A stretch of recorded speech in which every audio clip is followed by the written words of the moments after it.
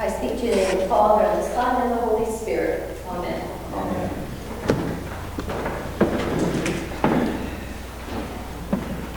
I have a friend from Trinidad who I travel with frequently, and most of those trips include his elderly parents.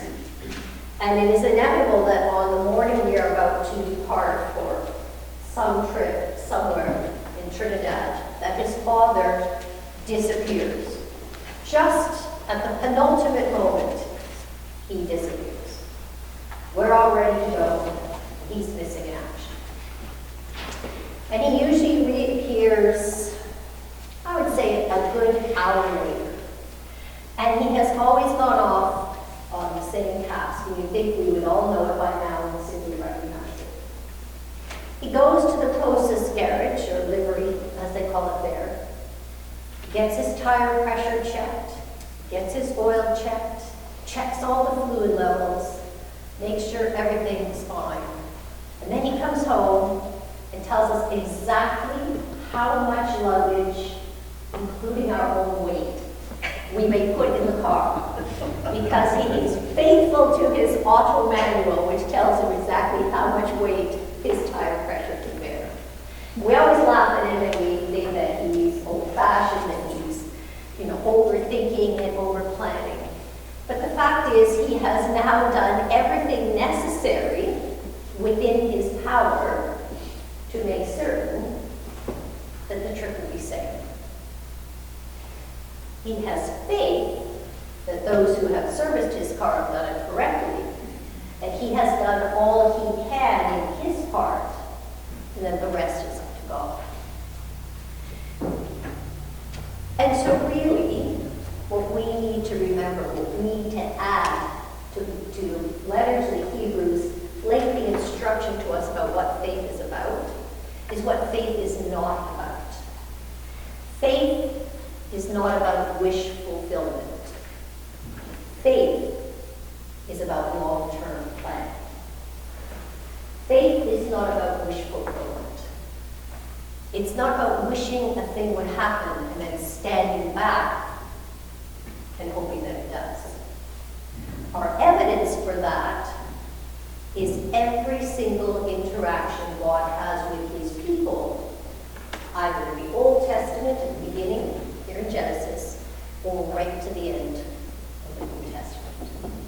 God acts in partnership with those people who put their faith in him. He acts in partnership with us when we do our part and do everything we can to then make our desires come true. Who of us prays that we will do well in an exam and then never attends the course or studies? Who then wishes we could be a doctor, but eschews medical school and just tacks the DR onto our name? Who of us desires or hopes that we'll get a wonderful job if we never train or study or prepare ourselves? Who of us hopes that the world will be a better place, that climate change will be halted, yet continues to drive large cars when we walk to where we're going, using items that will never ever degrade, continually overusing things we don't really need? Who of us hopes for healthy lifestyles if we smoke, drink to excess, don't watch our diet, our exercise, see a physician regularly, watch our weight, our mental and physical health? If we look at God's interaction with his world from Genesis to the end, we can whittle it down to a fairly easy observation. In the beginning, God created the world. And when he had finished creating, what did he see? He saw that it was good. Good. He saw it was pretty good, because he did it. So he made the world and all that is in it. And he rested because he saw that it was good. And then humanity decided to get involved. And if we look at the story, creation, the development of humanity, and the history as the Bible shows us, we see that the rest of God's interactions is God seeing the appalling mess we have made of creation and helping us to understand how we might, with his help, get things back on the right path. Faith is not about wish fulfillment. It's about long-term planning. When Jesus says to his disciples today, "Do not be afraid," he ends that story by saying what? Watch, be prepared, because you do not know the hour the Son of Man is coming. When God speaks to Abram in Genesis today, what does he say to him? Do not be afraid. Why? Because I have a plan. Now the fly in that ointment was Abram himself, because he didn't really believe that God had a plan. So Abram thought he would help God along and be inventive with God's plan. He didn't listen to God. He was unwilling to surrender his will to God's plan for him. And so throughout the first part of Genesis, we have the lengthy story of Abraham's inability to sit back and allow God to work it out. God asked for one thing from Abraham. It was cooperation. Abraham, come. Look outside. What do you see? Stars. Right now you have no children. I guarantee you won't be able to count your descendants.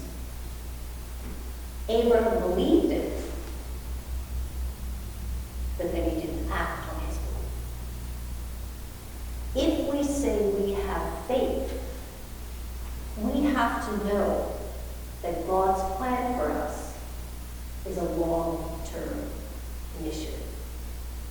As Hebrews says, faith is hoping for things we know we need and want, and understanding that their fulfillment might be farther down the road.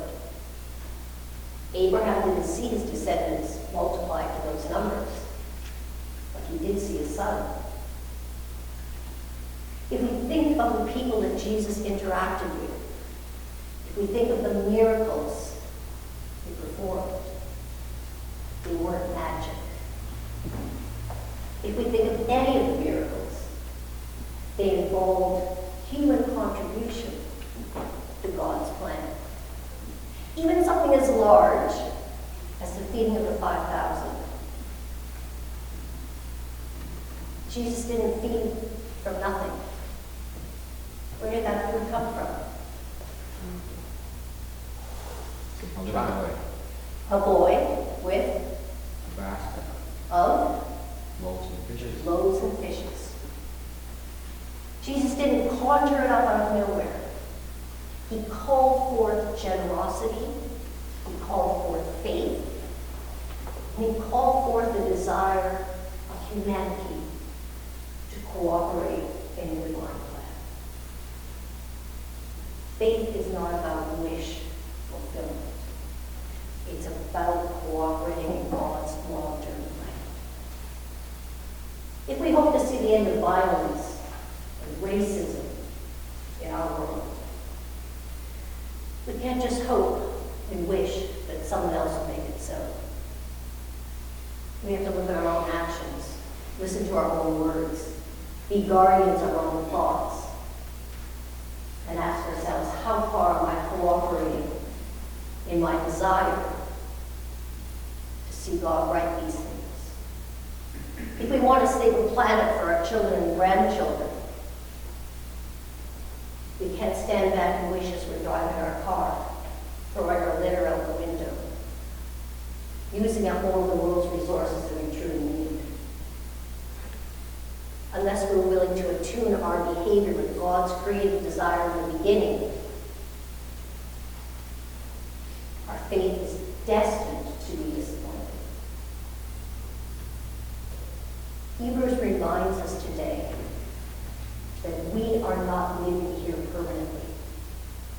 The wishes we have for this life should be negligible at best, because we aren't residents of this place. We seek another country. We look for another kingdom. We pray daily that God's kingdom will come. So all our attitudes, all our desires, all our actions, all our hopes, all our wishes, all our energies should be directed not to the things of this world, but to enter into the desires that God has for us. And He desires us to return to Him, to live with Him in another city, another kingdom, another country. We're strangers here, we're foreigners here, Hebrews tells us, because we're destined for another place.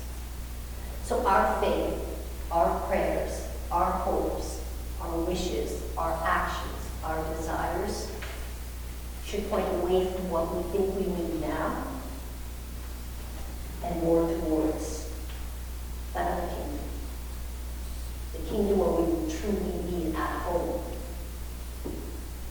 Because we have a choice. Like everything else with God, we have a choice. We can choose this life, pursue it to its end, enjoy it to the risk and loss of others.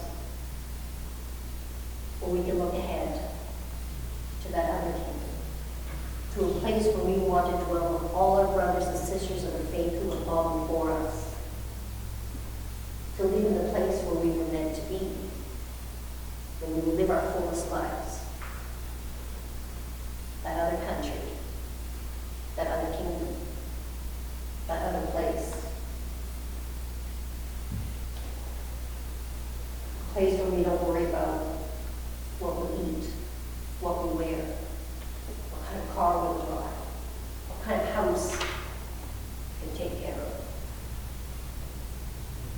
But rather those things the laws cannot destroy, those things thieves cannot take away from us. Eternal life with Jesus Christ.